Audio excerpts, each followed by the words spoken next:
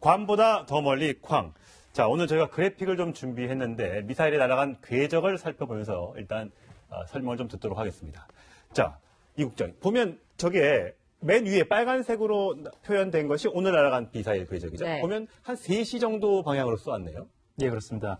지난 29일 발사하고 비교를 했을 때 미사일은 동일한데 최대 고도가 220km 정도 올라갔고 예. 사정거리는 1000km 정도가 증가가 됐습니다. 네. 29일 발사 때 주변국에서 자 봐라 화성 12형의 능력이 이거밖에 안 된다. 괌을 타격할 수 있는 능력은 되지 않는다라고 이야기를 했거든요. 예. 그것에서 이제 보란 듯이 자 봐라 우리가 실제로 괌까지 타격할 수 있다. 북한에서 괌까지 거리가 3,500km 정도 되지 않습니까? 네. 충분히 타격할 수 있는 능력이 있다라는 것을 과시하기 위해서 이번 미사일 발사를 한 것으로 보입니다.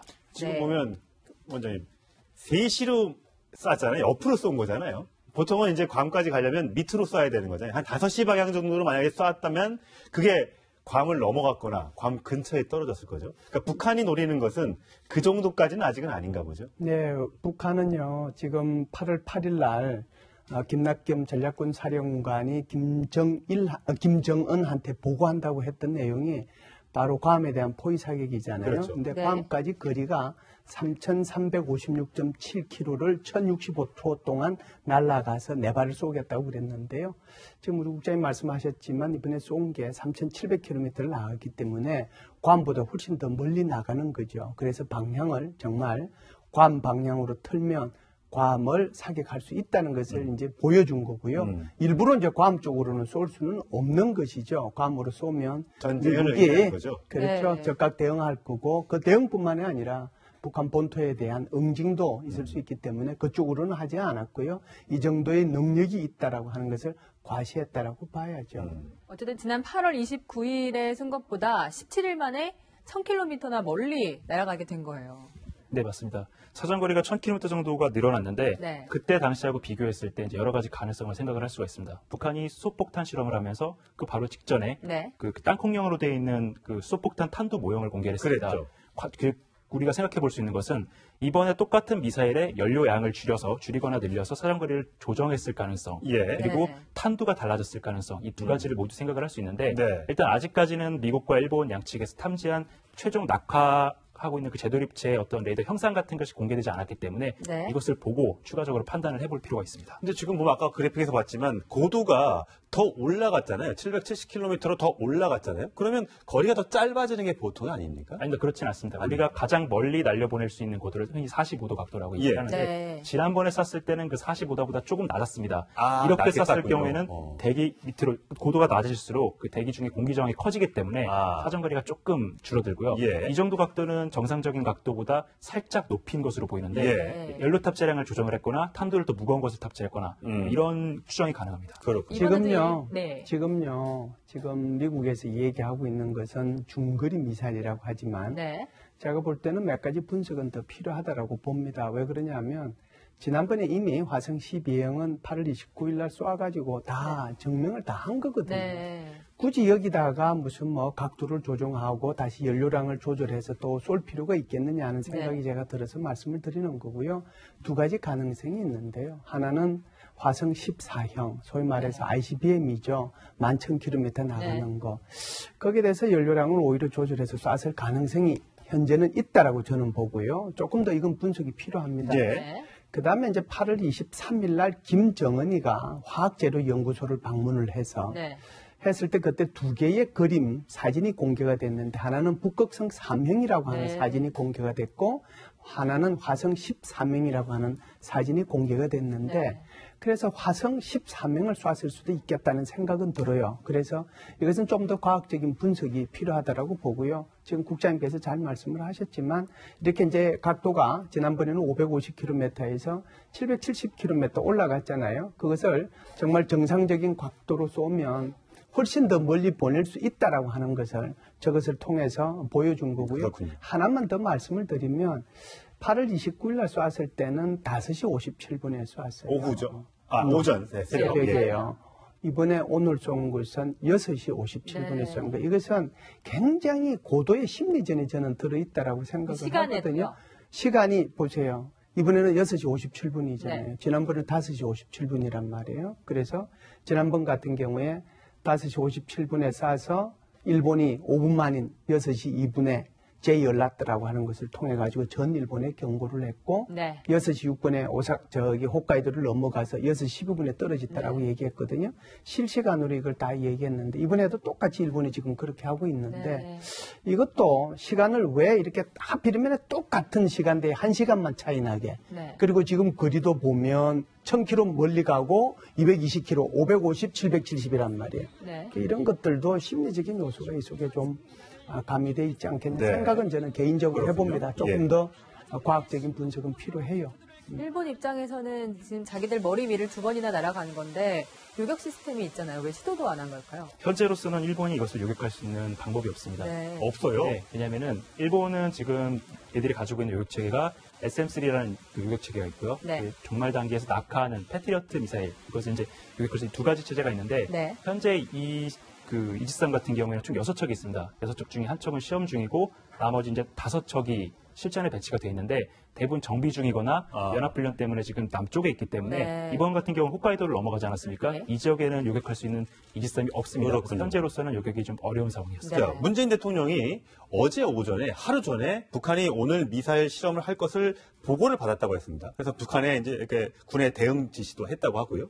그렇다면 뭐 전파방해든 어떤 뭐 그렇다고 해서 원점을 타격해서 그 미사일 아예 못 쏘게 할 수는 없더라도 뭔가 다른 조치를 해서 그 시도를 무산시킬 수 있는 방법은 없는 겁니까? 현재 우리 군의 전력으로서는 그것이 불가능하고요. 예. 네. 미군이 만약에 시도를 하게 된다면은 미사일이 발사됐을 때 이번 같은 경우에는 단 분리가 되었을 겁니다. 예. 단 분리를 하기 위해서는 미사일 내부의 어떤 전자장비가 정상적으로 작동을 해야 되는데 예. 네. 이것을 무력화할 수 있는 전자전 시스템은 미군이 가지고 있습니다. 아. 근데 네. 미군이 이번에는 이것을 시도를 하지 않았죠. 왜냐하면 왜 그랬을까요? 아직까지는 그 GL6에 있는 이런 것들이 그 로널드 레이건에 배속되어 있는 그 항공단이 지금은 휴식 정비 중이기 때문에 긴급하게 발진해가지고 이것을 수행할 수 있는 그런 영역이 안 되고 전자전을 수행하기 위해서는 북한 영공 근처까지 접근을 했어야 되는데 그렇군요. 이렇게 되게 되면은 북한과의 또 외교적 마찰, 지금 또 협상 중이 그 물밑 협상이 진행되고 있기 때문에 네. 이것에 찬물을 끼얹을 가능성이 있기 때문에 시도를 하지 않은 것으로 보입니다. 그렇군요. 지금 저희 네. 자막으로 나오고 있는데 우리 군이 현무2 이제 A 미사일을 2발을 쏴서 네. 정확히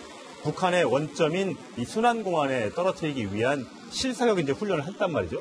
근데 하나는 저렇게 250km를 날아가서 명중을 했는데 한 발이 낙탄이 발생했다는데 바다에 그냥 떨어졌다는 거예요.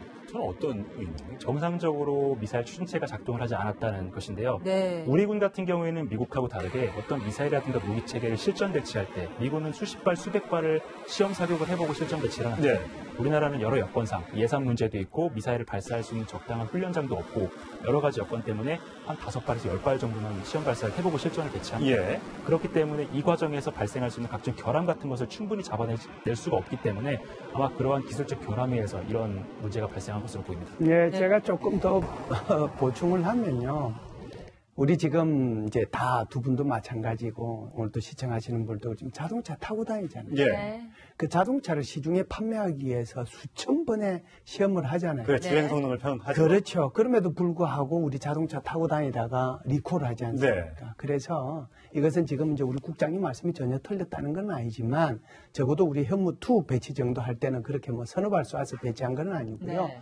충분히 쏘고 실전 배치했음에도 불구하고 여전히 이런 문제는 생길 수 있다. 불량이 있을 수 있다. 불량은 있을 수 있다. 이게 뭐 전혀 왜 이렇게 불량이 생겼지라고 우리가 받아들일 것이 아니라 네. 그런 불량은 이 자동차뿐만이 아니고 이런 군용품에도 생길 수 있거나 이거는 대한민국에서만 생기는 것도 아니고요. 네. 전 세계가 다 이런 현상이 있다라고 하는 것도 우리가 이해할 필요는 있습니다. 그래도 이게 훈련용도 아니고 이 북한의 도발에 대응하는 이런 미사일 발사였는데 이게 불발이 됐다니까 참 국민들 입장에서는 걱정스러운 것 같아요. 네, 그렇습니다. 네. 이번 같은 경우에는 그 분명히 군에서도 이야기를 했듯이 순환 비행장, 미사일이 발사된 도발 원점을 타격하기 위한 그런 성격에서 훈련이 진행이 되었다라고 얘기를 했는데 두 발을 발사했으면은 그 두 발 전부 다 그 목표 해역을 정확히 명중을 했으면 예. 국민 여러분들께서 아, 우리 군이 이 정도로 철저하게 대비 태세를 그렇죠. 유지하고 있구나 그렇죠. 라고 안심을 하실 수도 있는데 두 발 중에 한 발 50%지 않습니까? 네. 예. 받아들이기에 따라서 약간 다른 느낌이 있지만은 예. 두 발 중에 한 발이 불발이 됐다. 좀 문제가 있다라는 것은 우리군 대응 체계에 문제가 있다라는 그런 걱정과 우려를 이겨줄 수도 있기 때문에 예. 이 점에 대해서는 충분히 조사를 하고 대응 체계를 마련을 해야 될 것으로 우리가 보입니다. 군에 있을 때 네. 철저히 닦고 조이고 기름치자 이런 거 하지 않습니까? 맞아요. 미사일도 언제 우리가 쏠 수 있기 때문에 항상 저런 것에 대한 대비는 완벽하게 이루어져 있어야 할 것 같습니다. 자, 최근에 미 육군 75 화력 여단, 사실 좀 어렵습니다. 네. 또 미 212 화력 여단 이런 등등이 이제 우리 한국군 미사일 사령부와 합동 훈련을 했다는데 뭐 정확한 건 아니죠. 지금 장면이 나오고 있습니다. 저건 어떤 의미가 있는 겁니까? 네, 이번에 공개가 안 되고 있다가 미공개입니다. 실제로 실시됐던 거는 저번 주였습니다. 예. 9월 7일, 8일 이때 이제 실시가 됐고 두 개의 화력여단, 우리로 따지면 포병여단입니다. 근데 이 포병여단이 지금 이 사진에서 보시는 것처럼 MLRS 다련장 로켓을 운용하는 부대인데 이 MLRS에는 다련장 로켓뿐만 아니라 에이테킴스라고 해서 사정거리 300km의 전술지대지 탄도미사일도 발사가 가능합니다. 예. 이 두 개 부대가 지금 한국에 들어와서 저렇게 그 실제 기동훈련, 실제 화력 훈련을 하고 있음에도 불구하고 지금 그 어떤 발표도 없었죠. 예. 네. 그리고 이런 움직임뿐만 아니라 지금 미군 고위 장성들, 그 다음에 실무진들이 계속해서 한국에 들어와서 그 각종 그 전투준비 태세를 점검을 하고 평가를 하고 있는데 지난주에는 그 미국에 있는 미 공군 그 원정작전지원센터라고 해서 대규모 공수작전을 총괄하는 비행기로 하는 네. 사령관이 한국에 와서 준비태세를 점검을 하고 왔고요. 예. 그리고 지금 현재 미 7함대 사령관이 지금 한국에 들어와 있습니다. 아직은 공개되지 않았죠. 그리고 미국 통합특수전사령부에 있는 실무 요원들도 들어와서 그 김정은 참수작전과 관련된 이런 논의를 좀 진행을 하고 있습니다. 그걸 다 종합을 해보면 미군은 무슨 전쟁 준비를 하고 있는 거예요, 우리나라에 와서? 여러 가지 지금 군사 옵션을 이야기를 하고 있는데 필요할 경우에는 즉각적으로 군사 옵션을 실행에 옮기기 위한 그런 준비 작업을 하고 있다. 이렇게 말씀드릴 수 있습니다. 네. 미국의 대통령이 한 말, 뭐 어느 나라도 마찬가지지만 우리나라 대통령께서도 군사적인 옵션을 준비하라고 그러면은 우리 군부에서 다양한 방법으로 준비하지 않겠어요? 네. 그래서 이제 트럼프 대통령 같은 경우에는 뭐 대화부터 시작해서 이게 군사적 옵션까지 준비하라고 그랬기 때문에 그 군사적 옵션을 준비하기 위한 준비를 군부에서는 할 수밖에 없는 겁니다. 네. 그러다 보면 그 속에는 미사일의 발사 문제라든지 참수작전이라든지 공정작전이라든지 사실상 전쟁에 버금가는 그런 전쟁 준비를 해야 되기 때문에 우리 국장님께서 말씀하신 다양한 자산과 자원과 해당되는 책임자들이 들어와서 끊임없이 우리하고 토의를 하고 있는 것이라고 봐야죠. 네, 여기에 B2 스텔스 전략 폭격기도 미 서부 이 해안에서 훈련을 했다고 하는데 이것도 한반도 전개를 좀 염두에 둔 건가요? 네, 이번 훈련은 공개되진 않았습니다. 네. 그런데 이제 미국과 유럽에 있는 군용 항공기를 항적을 전문적으로 추적하는 동호회가 있는데 네. 그쪽에서 지난 9월 8일 오후에 예. 그 미국 서부 해안에서 B2 폭격기가 출격을 해서 동태평양 상공에서 선해 비행을 했다. 그러니까 미국 서부의 해안에서. 예, 서부 해안에서 선해 비행을 했는데 이 당시에 이제 폭격기뿐만 아니라 그 폭격기에 기름을 넣어줄 수 있는 네. 저거죠. 저는 예, 공중급유. 공중급유기도 추가적으로 4대가 발진을 해서 같은 공격에 떠 있었습니다. 이것은 9월 8일이었는데 9월 8일이 미국 현지 시간이고 네. 네. 9월 9일이지 않습니까 우리나라는? 아, 북한의 구절. 정권. 네, 정권 창건 기념이기 예. 때문에 이 당시에 북한이 뭐 미사일을 발사를 한다 이런 네. 이야기가 굉장히 많았죠. 많았습니다. 예. 즉 북한이 도발했을 경우에 저 폭격기로 실제로 타격을 가하기 위한 준비 작업을 하고 있었다. 네. 이렇게 풀이를 할 수 있습니다. 아, 사실 저런 거 보면 좀 손뜻하고 국민들은 정말 안전배랑 쌓아야 되는 거 아닌가라는 생각을 좀 하시게 될지 모르겠습니다. 여기서 중요한 것은요. 북한의 김정은이가 이런 사실들을 제대로 알아야 된다는 네. 거예요. 그래서 지금 우리 국장님 말씀하셨지만 우리도 몰랐잖아요. 그러니까요. 국민들 대부분이 모르고. 그런데 그런 사실들을 지금 김정은이도 모를 수 있다는 거예요. 예. 모르기 때문에 지금 이렇게 뭐라고 할까요? 그 일탈 행위를 계속 이제 예, 하고 있는 거고 국제사회에 대한 이런 위협을 계속 하고 있는 거 오늘 아침 지금 예. 미사일 발사하는 거거든요. 김정은이를 보면 미국을 몰라도 정말 너무 모른다는 생각이 들어요. 미국은요, 대통령이 한마디 하면 거기에 대한 철저한 준비를 합니다. 그래서 한때는 이제 이런 얘기도 있었잖아요. 구구절에 얘들이 모여서, 북한의 지도부들이 모여서 무슨 행사를 할 테니까 거기를 가서 때려버리면 김정은 참수는 자동으로 되는 거 아니냐. 예. 그 말씀도 하셨단 말이에요. 예, 예. 트럼프 대통령이. 그런 일환이죠. 우리 국장님 말씀하신 것은. 그래서 미국이 하는 말을 네. 허투루 듣지 말아야 하는 것은 정말 김정은이가 허투루 듣지 말아야 그렇군요. 돼요. 네, 여기에 뉴욕타임스가 지금 이 한국이 남한이 참수부대, 김정은 참수부대를 준비하고 있다 이런 보도까지 했잖아요. 네, 그렇습니다. 네. 지금 우리 군 특수전사령부 이하의 모 여단 한 개가 지금 통째로 참수작전 부대로 개편이 되고 있습니다. 네. 그러니까 지난 여름에 한 개 대대가 그 참수작전 TF로 전환이 돼서 지금 참수작전과 관련된 전문적인 훈련을 하고 있고요. 또 여기에는 미 해군에 있는 참수작전 전문 부대들, 과거에 오사마 빈 라덴을 사살했던 네. 미 해군 SEAL팀, 제6팀, 데브그루라고 하죠. 이 팀도 들어왔었고요. 그래서 여러 가지 합동훈련을 하면서 지금 전기 전술을 계속 연마를 하고 있습니다. 네. 지금 문제는 우리가 지금 이런 의지를 가지고서 참수작전 부대를 만들어서 네. 지금 훈련을 시키고 있는데 아직까지는 예산이 많이 부족한 상황이어서 네. 제가 장비를 실제로 보니까 굉장히 열악한 수준이었습니다. 이 부분에 대한 투자가 이루어지지 않고 있기 때문에 네. 이런 부분에서 좀 더 준비를 더 철두철미하게 할 필요가 있을 것 같습니다. 사실 뭐 이렇게 참수작전을 운영한다거나 아니면 대응 전력, 대응 군 자산에 대한 투자 뭐 이런 얘기도 나오고 있습니다만 지금 핵 문제, 그러니까 전술핵을 재배치해야 되느냐 마느냐가 굉장히 지금 정치권에 뜨거운 화두로 떠올랐습니다. 어제 물론 문재인 대통령은 전술핵 재배치는 절대 있을 수 없다라고 못은 박았지만 정치권에서는 갑론을박이 아주 굉장히 격렬하게 벌어지고 있습니다. 그 목소리 들어보시겠습니다. 이 총을 아무리 성능 개량을 해도 대포를 당할 수가 없습니다. 우리가 살 길은 이제 핵무장을 통해서 남북 핵 균형을 하는 방법밖에 없습니다. 전술핵 도입은 우리와 국제사회가 그동안 노력해온 북핵의 평화적 외교적 해법 원칙을 한순간에 무너뜨리는 것입니다. 4대 외교 국론분열 국익 저해 행위를 즉각 중단해야 할 것입니다. 원장님 어떻게 보세요? 예. 한쪽에서는 어떻게 소총으로 대포 막냐, 핵 못 막는다 예. 이러면서 전술핵 갖고 와야 된다고 얘기하고 추미애 대표는 평화, 외교, 대화 그리고 이거 자꾸만 불안 조정하는 건 4대 외교다 이렇게 얘기를 해요.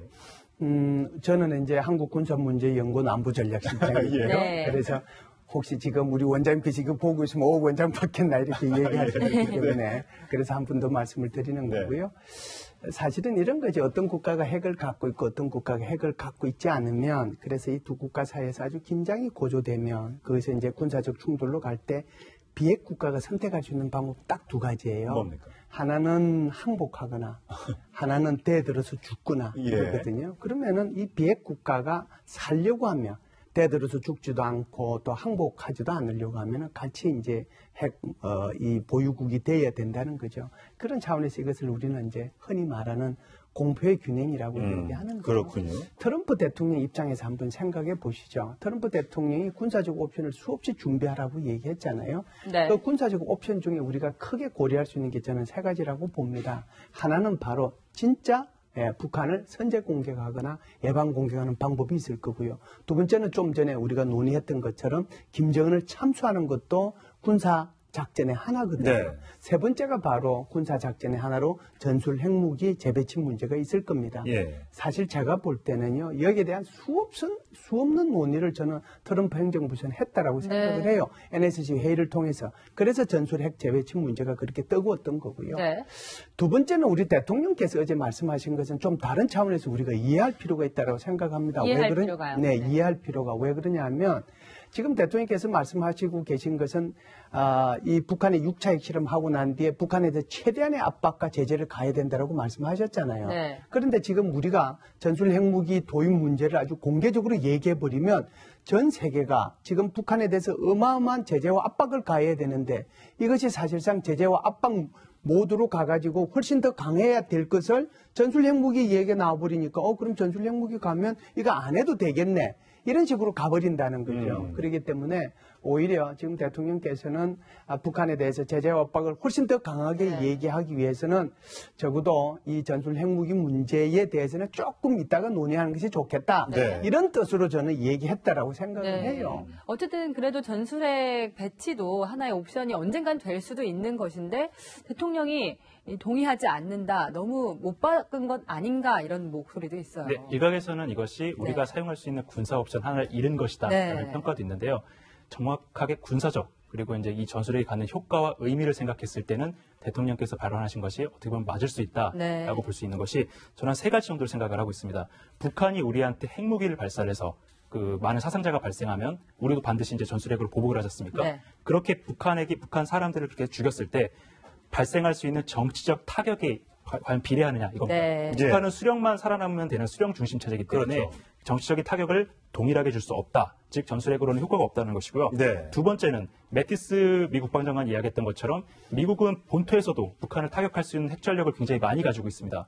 굳이 이 전술핵이지만 실제로는 전략적인 성격의 무기인데 이거를 최전선에 배치해서 북한군의 공격을 유도할 만한 그런 군사적인 동기가 없고요. 그리고 마지막으로는 한반도 비핵화 선언, 물론 이것은 이제 비핵화 공동선언이 깨지긴 했지만은 주한미군의 전술핵이 재배치됐을 경우에 우리 한미 양국이 북한을 상대로 너희 핵 포기해라라고 할 수 있는 설득 근거가 없어진다는 것이죠. 네. 세 가지 측면에서 전술핵을 재반입하는 것은 네. 적절하지 않다라고. 이 부분에 대해서는 뭐 오늘 이 부분으로 논쟁 들어가면 한 시간을 그렇죠. 해야 되기 때문에 저는 뭐 여기에 대해서 더 이상 사실 하나하나 다 제가 반박할 수 있는 근거는 제가 있는데요. 하여간 뭐 여기에 대해서 오늘 논의하는 건 아닌데 그럼에도 불구하고 대통령께서 조금 아쉬웠다라고 하는 점은 우리가 전술핵 재배치에 대해서 고민을 할 거냐 안 할 거냐 하는 것은 북한의 태도에 달려 있다라고 네. 그 한 말씀만 더 추가해 예, 주셨으면 그러네요. 얼마나 우리가 전략적 융통성을 예. 더 확보할 수 있었을까 하는 그런 아쉬움은 있어요. 예, 우리가 네. 뭐 핵 균형을 하더라도 이게 어쨌든 우리가 핵을 가지면 저쪽이 쫄고 안 되겠네? 라고 해야 되는데 북한이 그런 정상적인 국가가 아니라는 점에서 우리가 갔더라도 그럼 갔든지 말든지 이래버리면 굉장히 난감해질 수 있기 때문에 이 핵균형을 맞춘다는 거 쉽지 않은 결정인 것 같고 어쨌든 미국의 한 전 국방부 장관이 이렇게 얘기했답니다. 북한이 핵을 쥐고 풀만 뜯어먹게 만들어야 된다. 그래야지 김정은 정권이 붕괴될 것이다. 이렇게 강력한 발언을 했는데 자 우리 방송 봤다면 김정은 빨리 핵 포기하기 바라겠습니다.